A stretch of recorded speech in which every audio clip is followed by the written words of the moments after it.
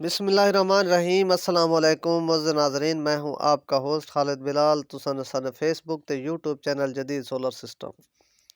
उम्मीद करना कि सारे दोस्त खैरियत नाल होसन ते सोलर दे हवाले नाल ही मैं के दोस्तां को दसावां चाह के अच्छी खबर है, क्योंकि काफ़ी दोस्त इंतज़ार दे विच हिन ते रेट दे इस वक्त जेह्ड़ी पोजीशन है, रेट दा तकरीबन तवक्कुआत है कि रेट मज़ीद कम थींदा पए।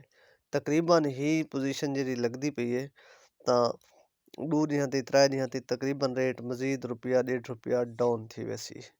ਤਾਂ ਕਿਉਂਕਿ ਫਿਲਹਾਲ ਵੀ ਪੋਜੀਸ਼ਨ ਇਹ ਹੈ ਕਿ ਮਾਲ ਅੱਜ ਵੀ ਜਿਹੜੇ ਨਾ ਜਿਹਦੇ ਕੋਲੋਂ ਹਨ ਤਾਂ ਬੜੇ ਤੇਜ਼ੀ ਨਾਲ ਮਾਲ ਵੇਚਣ ਤਾਂ ਮਜ਼ੀਦ ਵੀ ਜਿਸ ਵੇਲੇ ਇਹ ਪੋਜੀਸ਼ਨ ਅੱਜ ਮਾਰਕੀਟ ਦੇ ਵਿੱਚ ਸੰਗੀਦੀ ਹੈ ਤਾਂ ਆਉਣ ਵਾਲਾ ਜਿਹੜਾ ਰੇਟ ਹੈ ਪਿਆ ਜਿਹੜੀ ਬੁਕਿੰਗ ਹੈ ਪਈ ਉਹ ਰੁਪਇਆ ਡੇਢ ਰੁਪਇਆ ਡਾਊਨ ਦੇ ਉੱਤੇ ਕਰਾਂਦੇ ਪੈਣ।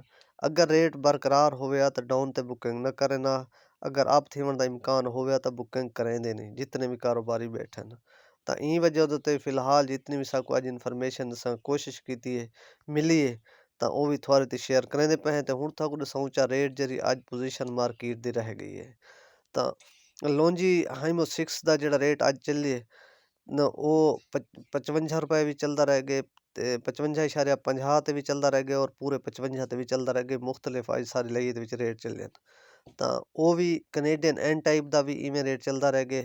55 ਰੁਪਇਆ ਚੱਲਦਾ ਰਹਿ ਗਿਆ, 55 55 ਚੱਲਦਾ ਰਹਿ ਗਿਆ ਐਨ ਟਾਈਪ ਕੈਨੇਡੀਅਨ ਦਾ। ਤਾਂ ਇਹਦੇ ਤੋਂ ਇਲਾਵਾ ਬਾਕੀ ਕੈਨੇਡੀਅਨ ਪੀ ਟਾਈਪ ਦਾ ਜਿਹੜਾ ਰੇਟ ਹੈ ਉਹ 53 ਰੁਪਏ ਚੱਲਦਾ ਰਹਿ ਗਿਆ। ਤਾਂ ਇਹਦੇ ਤੋਂ ਘੱਟ ਵੀ ਕਿਥੇ ਚੱਲੇ ਪਿਛਲੇ ਟਾਈਮ ਤੱਕ। ਤਾਂ ਬਾਕੀ ਹੈ ਲੌਂਜੀ ਹਾਈਮੋ 5 ਉਹਦਾ ਵੀ ਰੇਟ ਜਿਹੜੀ ਪੋਜੀਸ਼ਨ ਰਹਿ ਗਈ ਅੱਜ ਦੀ 55 ਰੁਪਏ ਰਹਿ ਗਈ ਹੈ। ਉਹਦਾ ਵੀ ਪਿਛਲੇ ਟਾਈਮ ਦਸੇਂਦੇ ਪੈਣ ਕੇ ਰੇਟ ਮਜ਼ੀਦ ਵਾਲਾ ਜਿਹੜਾ ਨਾ ਥੋੜੀ ਬਹੁਤ ਕਮੀ ਆਈ ਹੈ।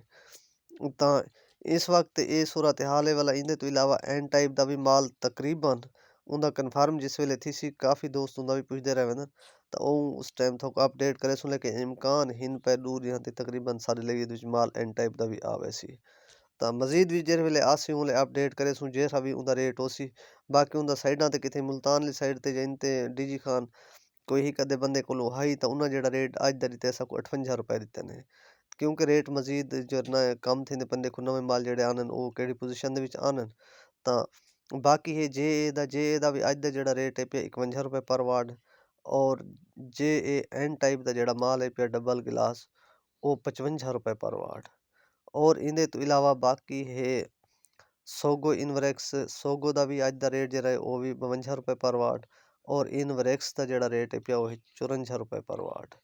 ਔਰ ਇਹਦੇ ਤੋਂ ਇਲਾਵਾ ਬਾਕੀ ਹੈ ਟਰੀਨਾ ਸੋਲਰ ਟਰੀਨਾ ਦਾ ਵੀ ਜਿਹੜੀ ਰੇਟ ਦੀ ਪੋਜੀਸ਼ਨ ਹੈ ਉਹ ਵੀ ਜੇ ਦੇ ਬਰਾਬਰ ਹੈ ਪਿਆ। ਉਹ ਜੇ ਦਾ ਪੀ ਟਾਈਪ ਦਾ ਜਿਹੜਾ ਟਰੀਨਾ ਦਾ ਮਾਲ ਹੈ ਪਿਆ ਉਹ ਵੀ 51 ਰੁਪਏ ਔਰ ਐਨ ਟਾਈਪ ਦਾ ਜਿਹੜਾ ਹੈ ਉਹ 55 ਰੁਪਏ।